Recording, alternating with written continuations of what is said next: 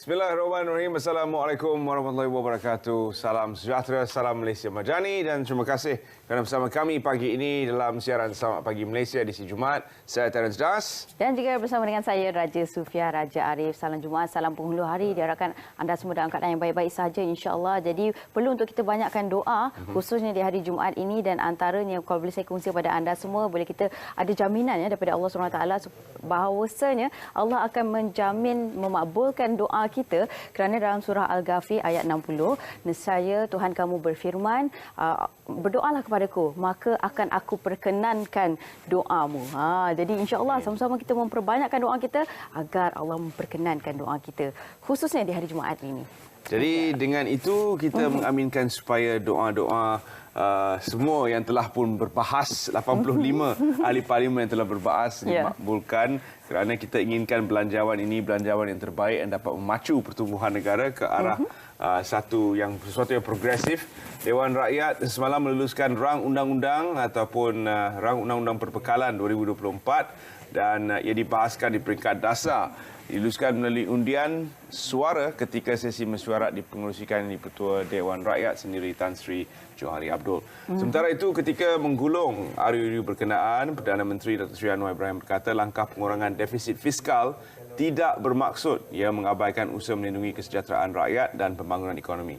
Jelas beliau, sasaran pengurangan defisit fiskal adalah secara beransur dan tidak dibuat secara terlalu mendadak bagi mengekalkan dasar fiskal yang mengembang. Baik, dan beberapa langkah belanjawan ini termasuk cukai keuntungan modal dan cukai barangan bernilai tinggi itu akan menambah pendapatan kepada kerajaan dianggarkan 4 bilion.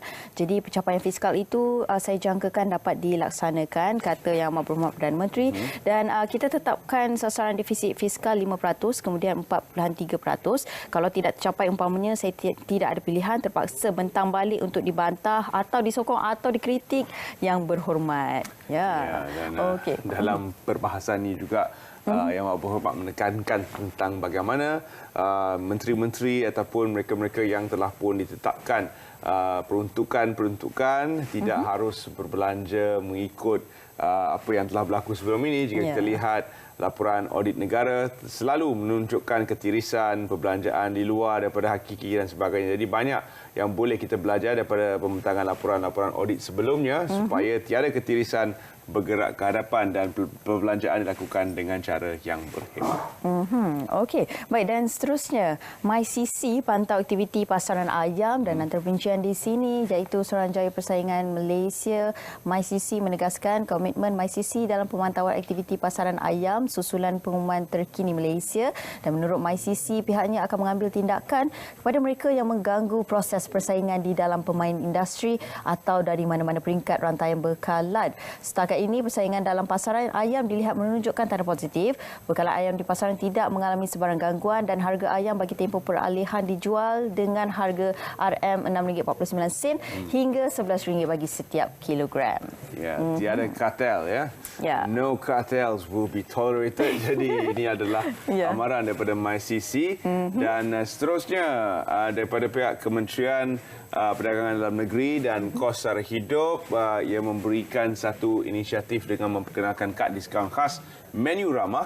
Menurut pemangku Menteri Perdagangan Dalam Negeri dan Kos Sara Hidup, Dato' Armizan Muhammad Ali, sebanyak 2,846 premis berdaftar menawarkan menu ramah di seluruh negara bagi memastikan golongan yang berpendapatan rendah dapat menikmati pilihan makanan di luar dengan harga yang berpatutan. Dan Pasaraya turut menawarkan diskaun hingga 40% kepada pengusaha dan peniaga yang menyediakan menu ramah. Okey, dan pasaraya berkenaan adalah seperti Maidin, Yonbi, Conceive, Lotus, NSK dan juga Giant. Jadi barangan ditawarkan seperti ayam, bawang dan juga barangan asas lain. Dan kad permohonan kad itu telah pun dibuka mulai hari ini ataupun semalam. Jadi anda boleh terus ke portal https://menurahmah.kpdn.gov.my. Okey, ada beberapa syarat yang ditetapkan juga di sini. Itu seterusnya.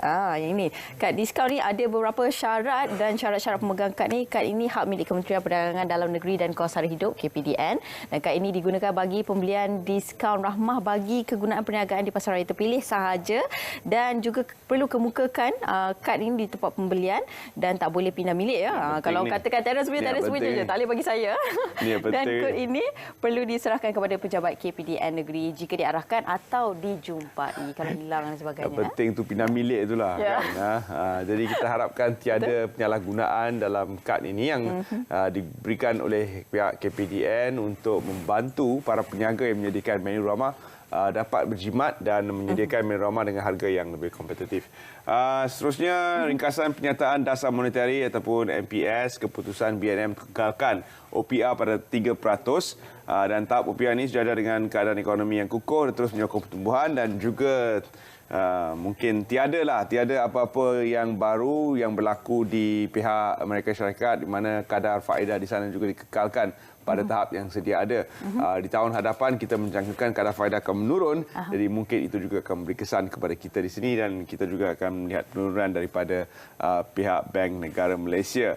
Pertumbuhan guna tenaga dan upah yang berterusan akan menyokong perbelanjaan isi rumah. Itu juga adalah salah satu faktor dalam memperkirakan OPR dan inflasi terus menunjukkan tren yang menurun. Itu adalah berita baik. Ya, okey, dan seterusnya juga iaitu berkenaan dengan pilihan raya esok yang akan berlangsung iaitu Dun Jepak, dan antara perincian lain iaitu Dun Jepak dijangkakan seramai 22,761 pemilih akan mengundi menerusi 14 pusat pengundian membabitkan 45 saluran. Jadi insya-Allah esok juga kita akan kongsikan dari semasa ke semasa berkenaan dengan hari pengundian Dun Jepak.